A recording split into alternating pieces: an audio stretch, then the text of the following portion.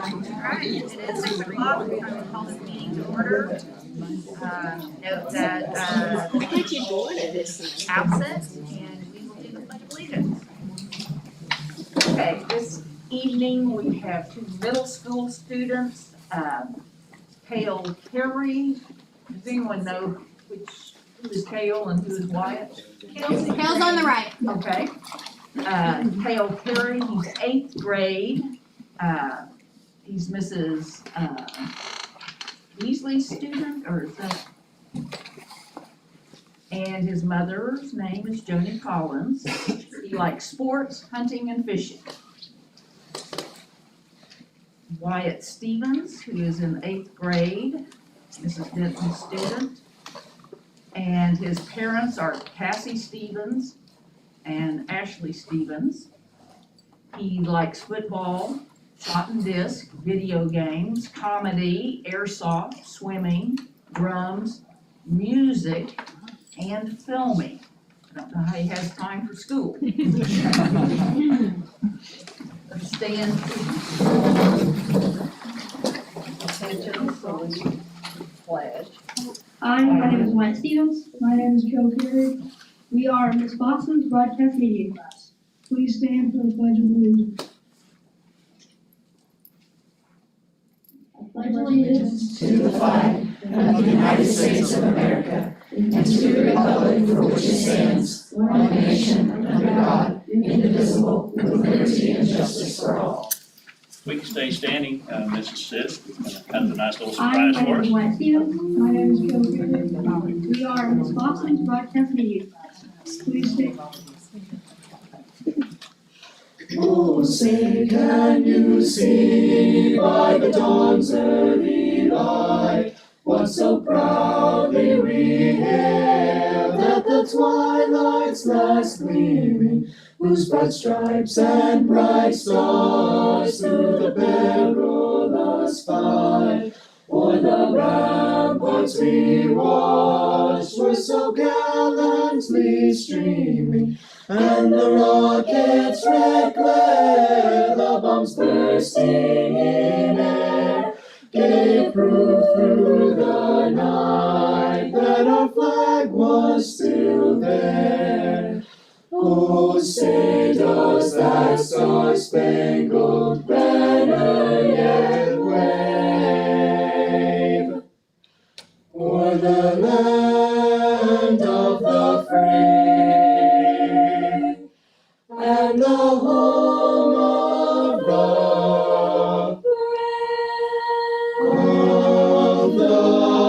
brave.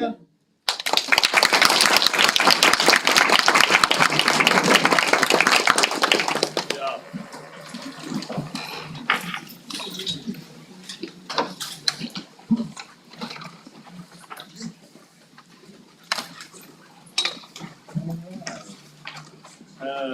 Tiger's Order night, we have Mrs. Sis.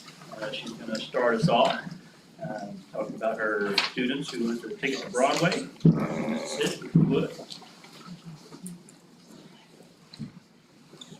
What did he say, Jen? Oh, sorry. Yes.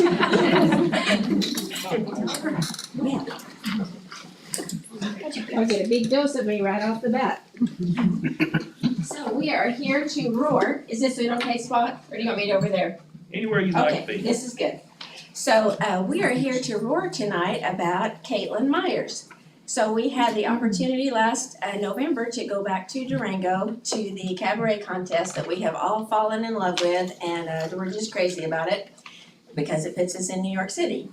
But we took 12 kids, 10 performed, 10 competed. They went through master classes and then performed on the concert. And then Caitlin Myers was selected the winner of the contest.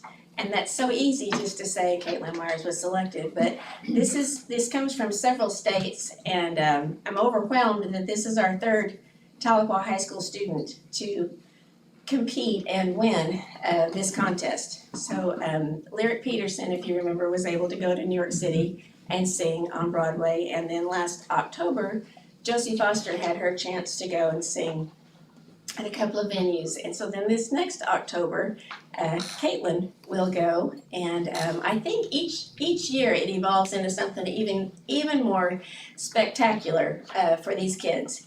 I just think whatever I've done in my life to get me to this spot, to where this opportunity can happen for these kids, is, I mean, it's worth all of it. This is one of the neatest things that I've ever been a part of. And for it to get to translate, I mean, these are some of the neatest people that I'll ever know in my life. You know, they're very talented and kind-hearted and just a fun team. You know, they're all here for each other, and it's an awesome time in the middle of a wonky pandemic. You know, lots of things are a little askew right now, but these kids have it going on. So anyhow, tonight I want to recognize Caitlin and award her with what she won. So Caitlin, come on up.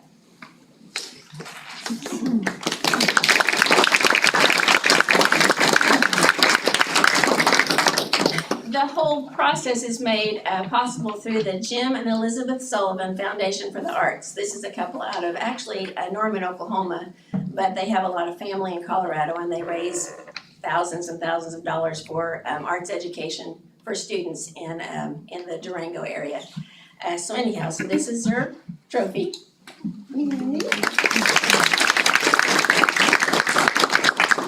I should have made you a big check. Here's a little bitty check for $1,000 to the winner to help with her expenses for New York City, and just because she's awesome. So congratulations.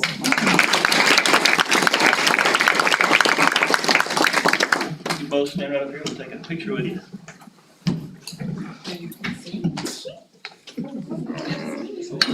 I don't bear that check.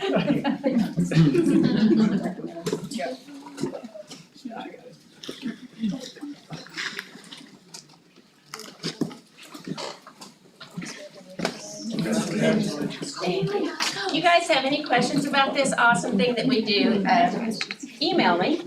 And then I think we should all go to New York City in October. We have a Tahlequah Tiger, our third Tahlequah Tiger on Broadway, and I think we're gonna have to get a big bus or something. Thank you. Thank you, Ms. Thank you all. Sorry, thank you for supporting us. This is a card from all of the children Oh, thank you. for helping us with the trip. Thank you.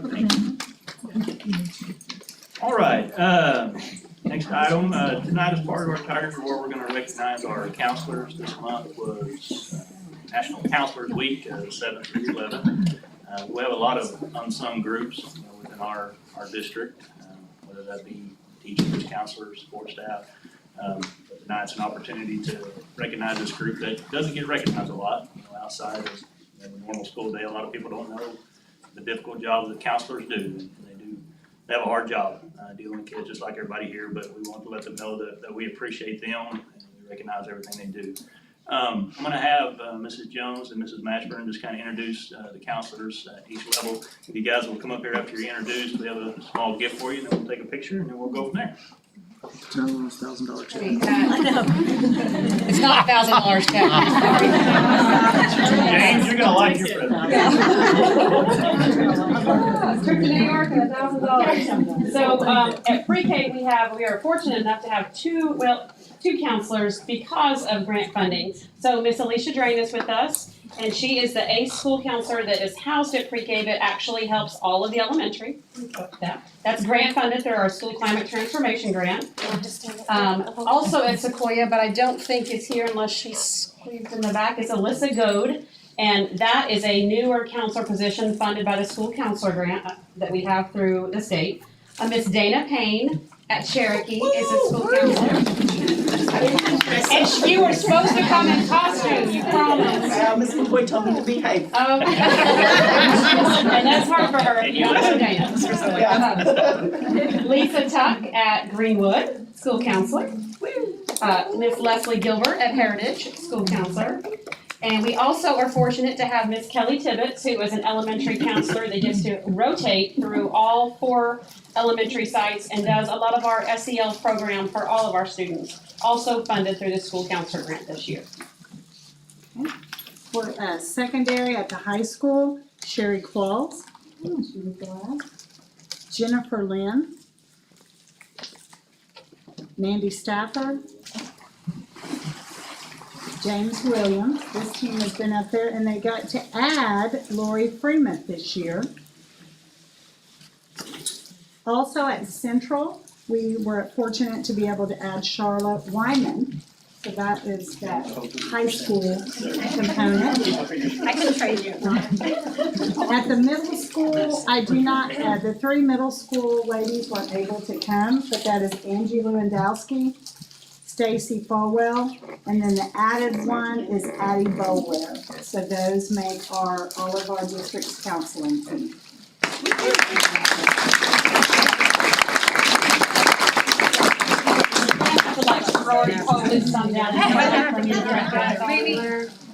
Thank you for being here tonight, we appreciate it.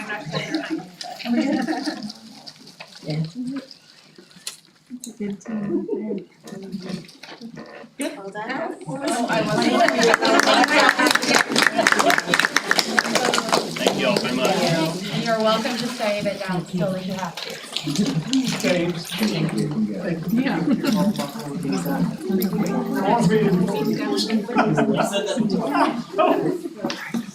Or no, that we have no public? No public to be heard.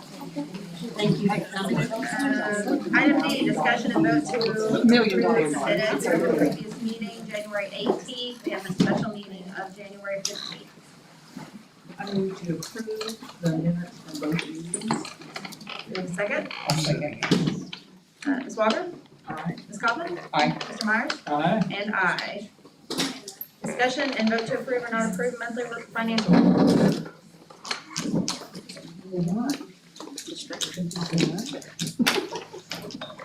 Good evening.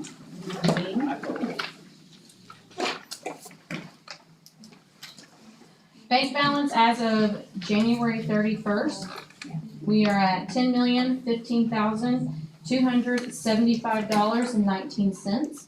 You can find that total on page 2. General fund receipts for the month of January, $4,614,851.86. It's on page 5. Building fund receipts, $199,165.94. You can find that number on page 7. Co-op fund receipts for January, $2,500. That totals on page 6. Sinking fund receipts for January, $883,575.18. 18 cents? Yes, It no, says- 17 cents. Sinking fund is 17 cents. Are you trying to? I just see what's here in front of me, and I remember my mom keeping books and having to look for a week to find a penny. General fund balance as of January 31st, $7,870.51. Building fund balance as of January 31st, $754,467.75. Sinking fund balance as of January 31st, $1,730,217.50. You guys have any questions about any of that?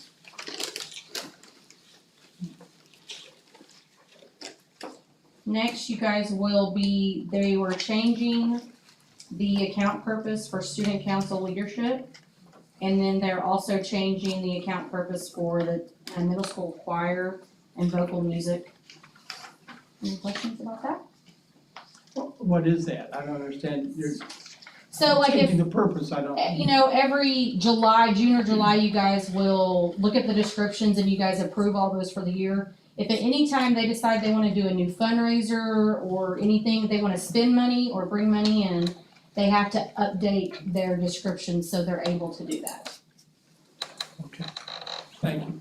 Thanks. Okay, that's a question not related to this, but I saw at the last basketball game that we could use credit cards at the concession stand, which was awesome. Where are we for parent accounts to pay for? So right now, we're having a problem with what InTouch is wanting to do is it's not speaking to WinGauge properly yet. So right now, InTouch is working with WinGauge to try to get that to be seamless, because what they want, instead of like if you have numerous kids in the district, there being one login and you see all your kids, right now it's where you have to have a separate login for all of them.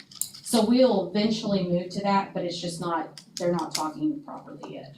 So maybe by the middle of next year, if not the beginning of next year, because they're in the process of doing that. Right, 3 checks for 3 years.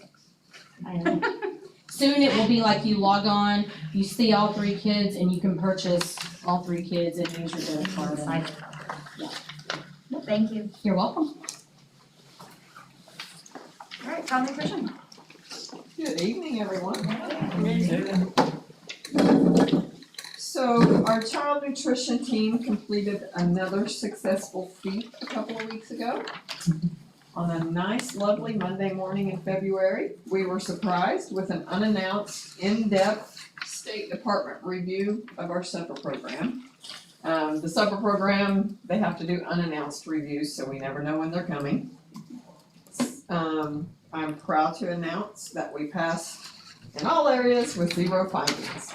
Our department gets reviewed separately on each program that we run. Supper program's a separate program from National School Lunch Program. And our commodities and our department procurement practices. This year alone, we've had 3 major reviews and passed with no findings. That's huge. So yay, I'm pretty excited about that. I'm also super excited to announce that again, it's been on hold for the last couple of years because of COVID, but we'll be hosting the Future Chef competition again for the elementary school students. Students from each elementary will submit recipes, and a panel of judges will choose the top 2 recipes from each site, so a total of 6 contestants. They will compete, they will cook their recipes from start to finish. Our managers, our 6 school managers will be there and oversee, but they'll use our kitchen and complete their recipe from start to finish. We'll have a panel of esteemed judges, I'll be calling some of you guys, by the way, that will taste test their end product and choose the winner. So we're pretty excited about that. They were really awesome prizes. And this year's recipe entries, will be your favorite book or movie recipe made healthy. That's pretty cool. The competition's gonna be at Greenwood Cafeteria on March 30th with judging beginning at 6 p.m. The winner, their recipe will then be submitted to the regional competition. And if they win that, then they'll go to the national competition and win really extravagant prizes. So we're pretty excited about that. On another note, I wanted to start getting this out because we have been informed by the State Department that we will be going back to normal, free, reduced, and full pay status beginning with the new school year in August. That means that students will again pay for their meals if they are reduced or full pay based on their eligibility, which is determined by their free or reduced application that they submit at the beginning of each school year. Not to say that the USDA on June 30th or July 15th is gonna say, okay, we're gonna go ahead and do it. But we've been told to operate as we are going to go back to normal in August. So that's what we're doing. I want the public to know so they'll be prepared for that. Applications, the applications are gonna be able to be submitted online this year, which is awesome. We always have really good participation in getting the applications in, so I foresee that still happening. Let's see. Oh, and BYK, did you know the Child Nutrition Department is not allowed to accept free and reduced applications for the new year until August 1st of the new school year? Yeah. And I wanted to get that out too, because not everybody knows that. USDA doesn't release the new applications until usually mid-July. Sometimes if they're really behind, it's the end of July. Every district receives the new application. If we make any changes to it, like one word, like where it says apply online, and we put in to apply online for our district, I have to then send that to the state to be approved and okayed, and then get it back. But you can't put an application in anyway until August. You actually can after July 1st, but we never receive the applications, so it's usually just August 1st. A lot of parents are under the impression, I think, that they can fill out an application now for next year. That is not the case. We can't start accepting them until August 1st, once they've been approved from the state. So that's a little, did you know? Are there any questions? Nope. All right, child nutrition, we rock and roll. Thank you. Do I have a motion to approve monthly financials? I'll make a motion to approve. I'll second. Ms. Walker? Aye. Ms. Coughlin? Aye. Mr. Myers? Aye. And I. Superintendent's report. First off, we're gonna talk about 2 new grants that the district has. I'm gonna have Mrs. Presley, Mrs. Jones kind of lead that, because they do the lion's share of work on these, so I'll let you guys kind of talk about those 2 items. COVID C that comes before O? I'm talking about COVID. Yes, the district received a COVID testing grant in January. And it's called, the COVID Prevention Program. It's funded by, it's a federal grant, but it's funneled through the State Department of Oklahoma. We applied for it in January. We found out we got the grant, or got the project, January 29th. And we opened the testing facility February 7th. So we have feverishly worked on this project. It was open to school districts last fall, and we just chose not to apply for it. Initially, the requirement or the regulation, the suggestion was that you were to test 10% of your district, your school district. And we felt like that was too much. So, they brought that number down to 5%. So, we're hoping that we can, make a good faith effort toward the 5%. As of this morning, we have tested 3 people. No, 4, because I was the first one to be tested. I was the guinea pig. They are rapid antigen tests. The facility is at the OC Center, if you guys know where that is, the little White House across from the Personnel Annex. And it's at 403 North Mission. The testing facility is just a drive-through. We have hired an RN, and she is giving the test. It's a swab of the nose. It's, like I said, it's a rapid test, so it's about 15 minutes to know if what the results are. So you're notified by email or by phone or by text, depending on what your results are. So we have in the project another position to add to that, to the grant for data entry. We'll see. We'll see about that position. But when we applied for it, COVID was rampant, and it's kind of slowed down, and let's just hope that it continues to slow down and we don't have many people to test, quite honestly. But we felt like it was we're a community partner and it's a service to the community, to our, we're testing our staff, our students, obviously, and our students' families. And, we feel like it's a good, we're community partners and it's a good community service. Let's see, one other thing, we received $300,000 for the project, so we're paying part of, our nurses' salaries, we're getting, nurse supplies. We've purchased air purifiers for every classroom and every room, basically, in the district. Money to advertise, so we're gonna advertise, as much as we can.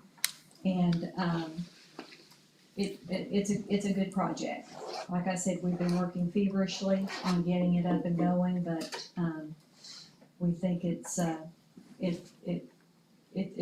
gone real well. What are the hours that it's? Good question, 7 to 4. We wanted to open it up early enough, so if anybody had a question about their health, they could be tested before they went to school. Yeah.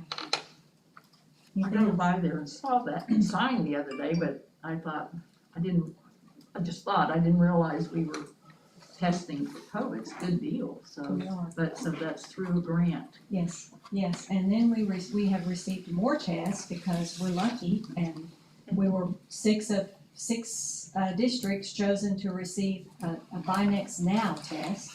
We're gonna get those tomorrow, and I guess in case we need more tests, we'll have them, but, Tahlequah has a good reputation for, managing, grant money, doing what we're supposed to do with our federal monies, and, we are, sometimes things just come to us, and the OPAD. I'm behind you. The OPAD Jumped up on you. is one of those things that has just come to us too, so. Any questions? Any other questions? Okay, I guess this has been announced in the different schools, students and well, yes, teachers. we announced it to the staff. We have made some signs, placards that will be in the entryways of the school sites. They're not made yet, but they're coming. We had a community meeting with community leaders just recently on a Zoom, and wanted Cherokee Nation, the hospitals. We invited the city of Tahlequah, different community leaders to, just so they would know what we're doing and honestly advise us on the processes. So we've done that. We wanted to get with Tahlequah Daily Press, so we're glad you're here. If you have any other questions, just let us know. But yeah, so it's on the website. And Facebook, I saw it on Facebook. It's on Facebook, so it's getting, I think the word's getting around. It just hasn't been open very long. Right. That's great. Any questions, let us know. Thank you, Lisa. What she said about, things falling on our lap, that's true about this one as well. The Oklahoma Parents as Teachers Grant, we actually wrote the RFP for this a few years ago and we were not chosen. Another local agency was chosen. And so they have been running this grant and they have decided in the last month or so that they were not going to continue the grant. And so the state reached out to us and said, hey, will you pick this up? And it has 18 months left and they wanted us to have it up and running immediately. So we have been working feverishly on that as well. So OPAD is Oklahoma Parents as Teachers. If you're not familiar with that, it's a grant that the district did have years ago and it's been around our community for many years and we're super excited for it to be back in the school district. It's about $350,000 a year for this grant. Like I said, 5-year grant that the Oklahoma State Department of Health. We're finishing the 18 months and then we will reapply for the next 5 years. And we're hoping that since we picked this up and ran with it, that will be a gold star for us on our grant application. I think it will. It's going to provide an OPAT manager and multiple parent educators. Sarah Frankie has been working in this program for 15 years and has been the grant manager at the other entity, and is now, we have hired her recently at a board meeting, and so she will pick up with that and continue the good work. A few of the parent educators wanted to follow her, and they have, so we've got those people on staff as well. We're gonna host it on Central's campus, but most of their work is done in the home with families. There will be some parent events, of course, they will have to do record keeping and meetings with the staff, but most of it is at the home of the different families. Actually works with about 7 counties, that's the way it was written in their grant, which is pretty overwhelming to us. That's not what we had written in our grant, but they are happy that we are going to try and serve families over those 7 counties, and understanding if not all counties have a participant. We will serve over 100 families is what we would want to have through this grant. And they do have some families that are already on board, and they will continue to work just through Telephone Public Schools instead of the other agency. It's written under the Child Abuse Prevention for Oklahoma Department of Health. And so really the purpose of that is just to get in the homes, help people with parenting, help people with resources and with school readiness. And can't think of a better thing right now than this type of program, especially with what we've seen in the last few years with COVID. It will really help our students that are coming into the 3-year-old programs in this area, to our pre-K, and like I said, we're really excited about the things this is gonna do for our families, all kinds of families, young mothers, first-time mothers, 10th-time mothers. It's just about educating parents and recognizing that they are the child's first teacher. Any questions? Thanks, Ann. Just other few little items, since our last meeting, we did have a successful bond issue. So we'll have a little over $16 million coming into the district here pretty soon, but obviously when that happens, you're excited to get going, but now we're at kind of a hurry up and wait stage. The money doesn't just come to us, we have to sell the bonds, and that process has to go through. We don't have an exact time frame yet, but visiting with the bonding company, they think around July, May, sometimes in that area, we'll be able to have our first board meeting to sell the first series of bonds.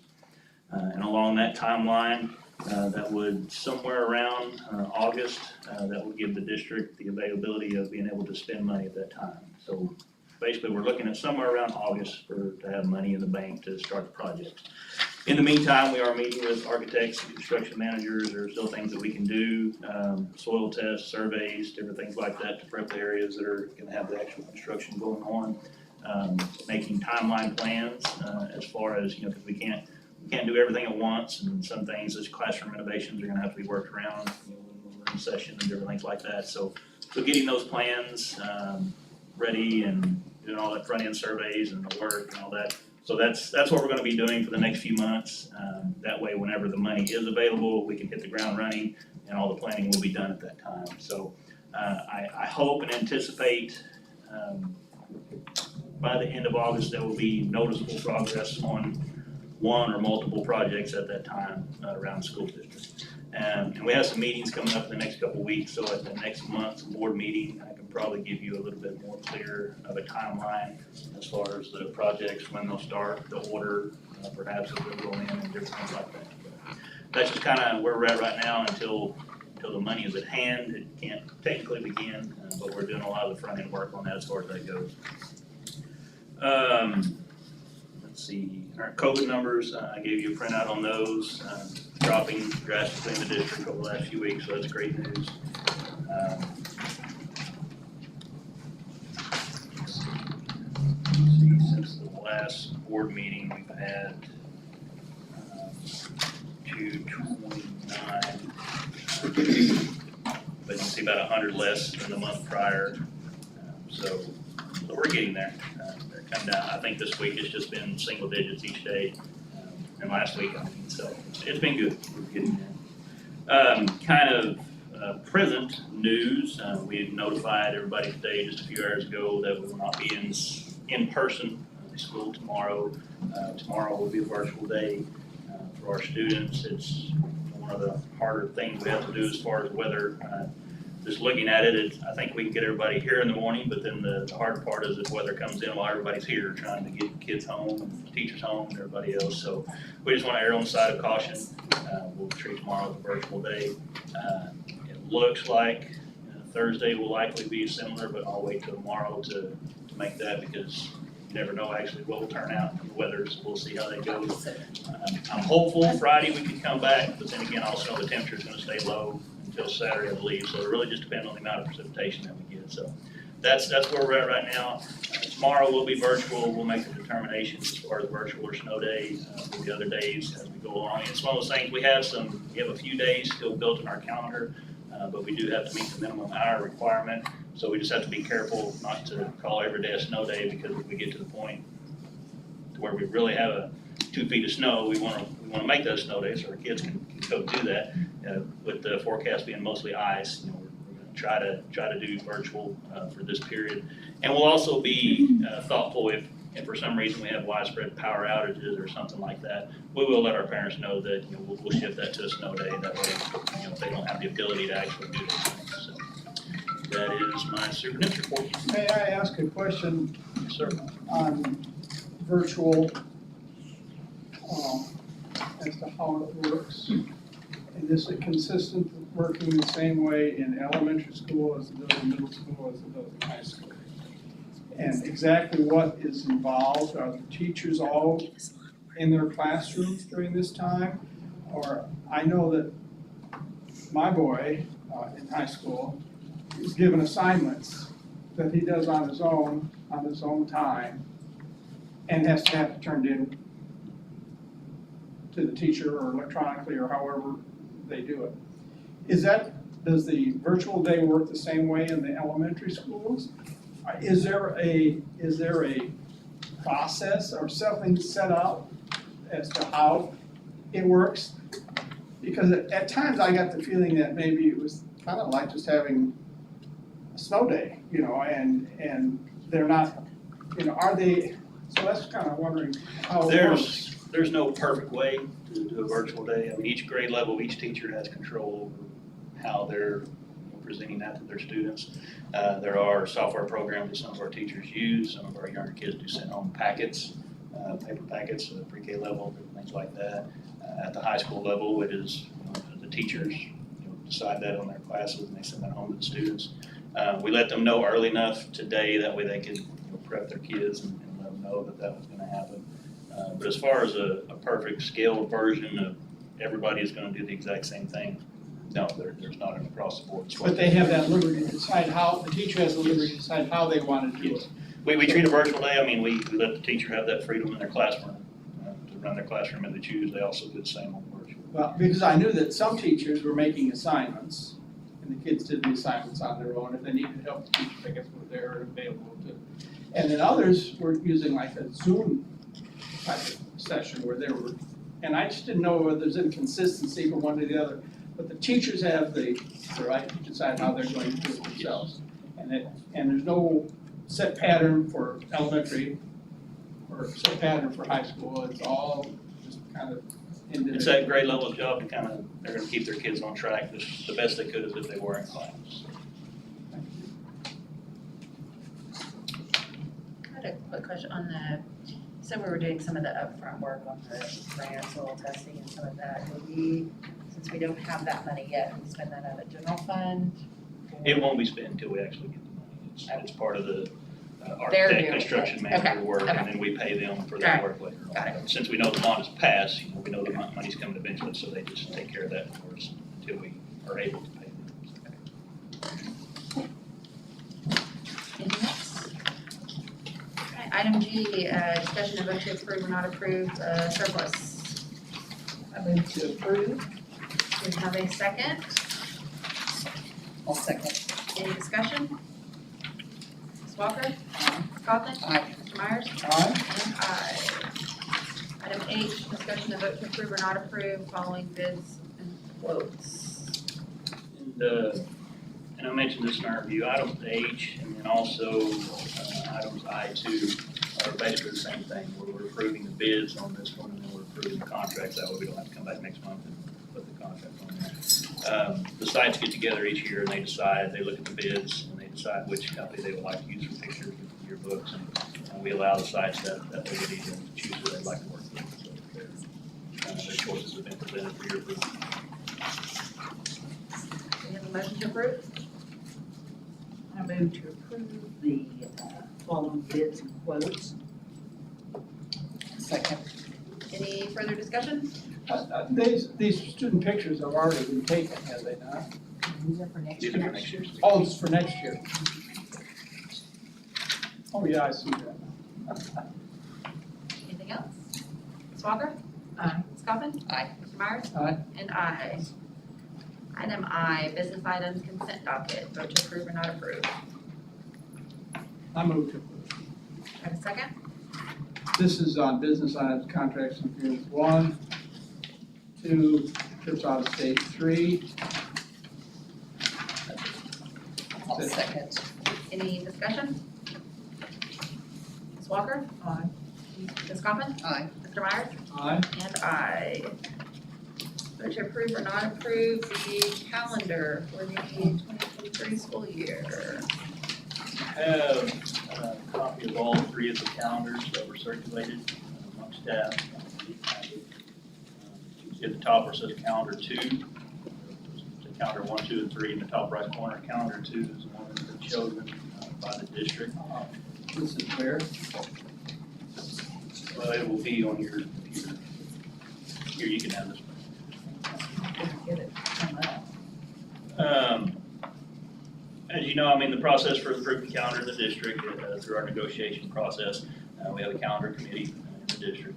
The administrative staff basically puts forward our version of the calendar, what we think it would be, and then we give that to the committee. The committee then creates 3 calendars of their own that they can either use ours or use 3 of their own. They created 3 calendars of their own through this process. We then send those calendars out throughout the district for all of our staff members to vote on. That's the same process it's always been done. I don't know for how long, but as long as I've been here. Calendar 2 was the winner among those calendars. All calendars meet the state required hours that we must meet. The days, so as far as that, tonight you're voting on the calendar that won the voting among staff, calendar number 2. Did we leave for this calendar, I can get that up on my computer, the distance learning? There are distance learning days. There's not as many though. Yeah. 30? That's good. We have a motion to approve. I'll make a motion to approve. Is there a second? I'll second. Any further discussion? Ms. Walker? Aye. Ms. Coffin? Aye. Mr. Myers? Aye. And aye. Item K, discussion vote to approve or not approve scheduled encumbrances. I move to approve. Have a second? Second. Any discussion? Ms. Walker? Aye. Ms. Kaufman? Aye. Mr. Myers? Aye. And aye. We have a motion to enter executive session to discuss position of superintendent and certified and non-certified administrators. I move for executive session. Is there a second? Second. Ms. Walker? Aye. Ms. Kaufman? Aye. Mr. Myers? Aye. And aye.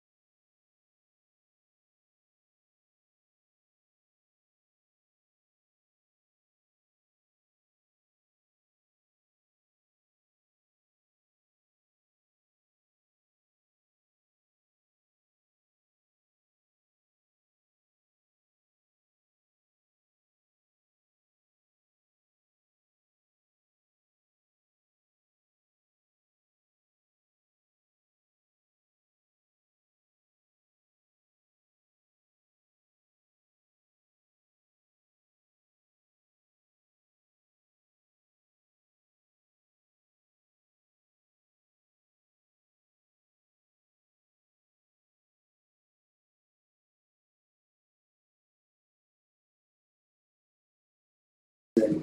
I move to return to regular or open session. Are we on, sir? Sorry. Yeah, I got you. Do I have a second? I'll second. Ms. Walker? Aye. Ms. Coffin? Aye. Mr. Myers? Aye. And aye. There was no action taken during, executive session. Item O, personnel. I move to approve the employment of the following: Christian Spitzer, library para, Charity Bardell, PT para sub, Larissa Waits, special care para, Marlenia Carter, special care para, Morgan Burchett, district OPAT educator, Jeffrey Franklin, district bus driver, Ashley Blaine, district COVID nurse. 01 through 5.